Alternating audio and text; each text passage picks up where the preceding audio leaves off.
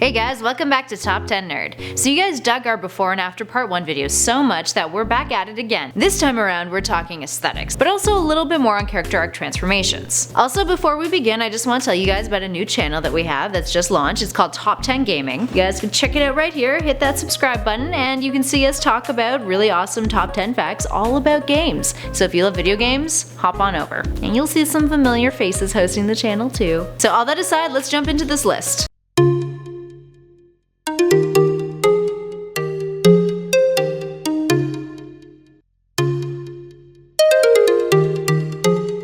And at number 10 is the WHIZZER. Sometimes in comics, characters get confusing. There's heroes who go by the same name, take on the same mantle, continuity gets all messed up. Well, here's a fun case that may fall into that category for some of you. So there's two WHIZZERs in the Marvel universe. The Golden Age WHIZZER Robert Frank, who appeared in 1941, who dies of a heart attack, believing he's the father of Quicksilver and the Scarlet Witch. Spoiler, he's not. And then there's James Sanders, who was also the WHIZZER back in 1969 when he was a part of the Squadron Sinister, a team of antagonists for the Avengers who were essentially a parody of DC's characters, with the WHIZZER being a parody of the Flash. These days he's disassociated himself from the Squadron Sinister, and has adopted the name Speed Demon, but he is still up to no good. I can see why the WHIZZER is a name you would want to forget. And at number 9 is Hank Pym. Aw, Hank Pym. I really feel for this dude. I also feel like every time I bring him up in a video, I have to start off with like, aw, poor Hank, or some sentiment along those lines. Anyway, Hank is a pretty intricate character in the Marvel universe. He's a man of many faces, or masks, rather, having taken on the helms of Ant-Man, which is what he initially appeared as, Giant Man, Goliath, Yellow Jacket, and Wasp. Long story short though, Hank has gone through many transformations and suffers from bipolar disorder, which has led to some emotional breakdowns that lead to him sometimes landing himself on the opposite side of the Avengers. He once beat his wife. He created Ultron, accidentally that is, but still kinda bad. And as Yellow Jacket, the stress of being a hero got the best of him, so he violently lashed out at an enemy after they had already been defeated. So what's Hank been up to now? He's been merged with Ultron,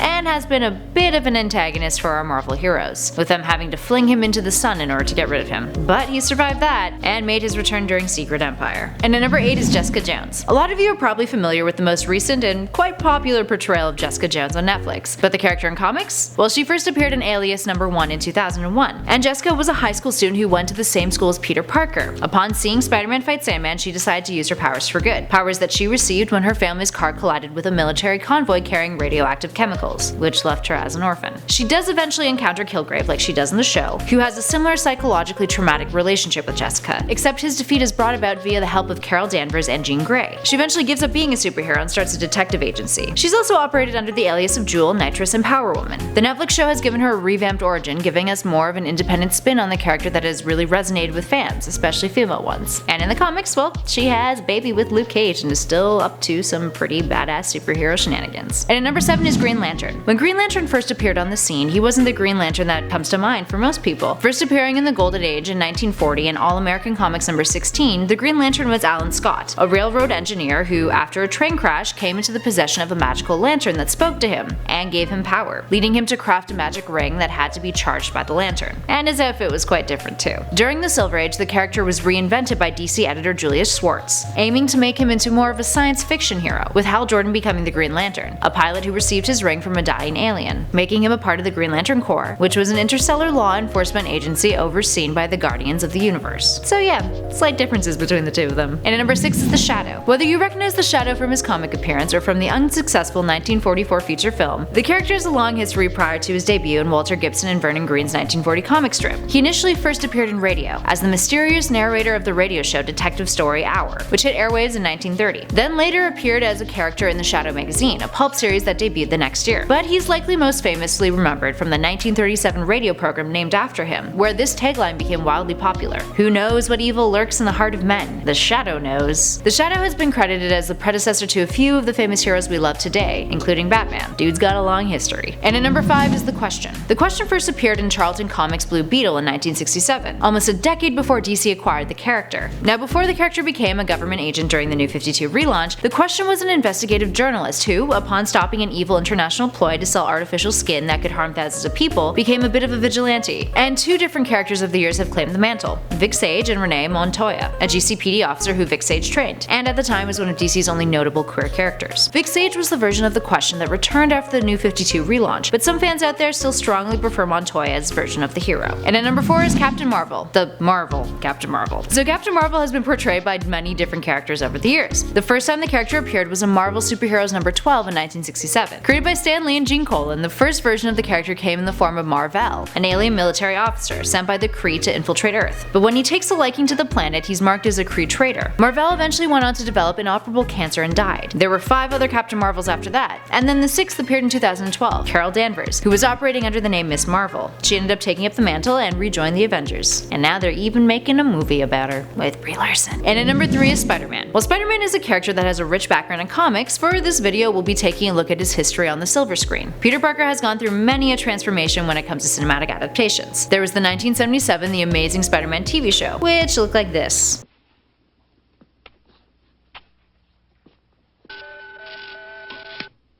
Kill him.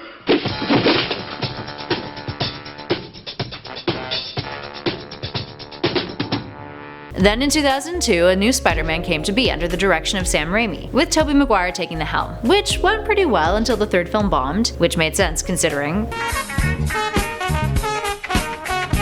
But that wasn't the end of Spidey on the silver screen. Andrew Garfield would play the part in 2012 in the reboot, and after a semi-successful second film in 2004, the franchise was axed. Now there's a whole new franchise on the horizon, with Tom Holland playing Spidey in the upcoming Spider-Man Homecoming, and this time around it's well integrated into the MCU. Doesn't fit me. So when's our next retreat? What, next mission? We'll call you. Alright?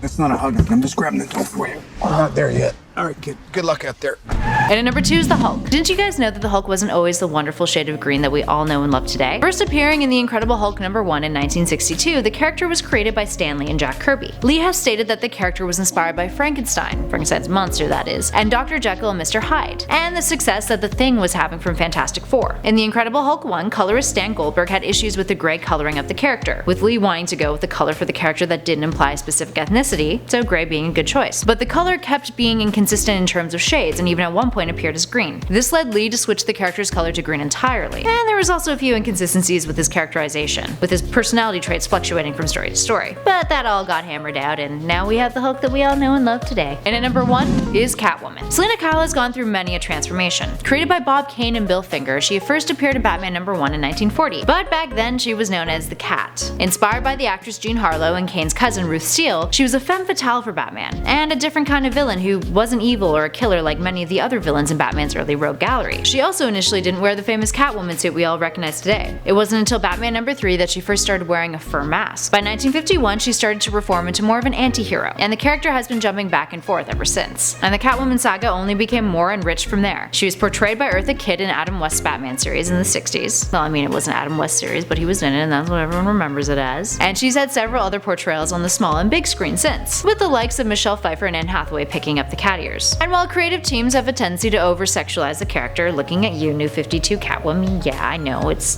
Batman sex, great, cool. She's had some amazing storylines over the years, and even has teamed up with Poison Ivy and Harley Quinn and Gotham City Sirens, which is my personal favorite. Needless to say, the character has gone through many changes, and she's one of the most memorable villains in Batman's rogue gallery today. There we have it, friends. What other characters do you want to hear before and afters on? Let us know in those comments below. And don't forget to hit those like and subscribe buttons if you dug this video, and make sure you subscribe to our new channel, Top 10 Gaming. I've been Kelly Pally for Top 10 Nerd, and I'll catch you guys in the next one.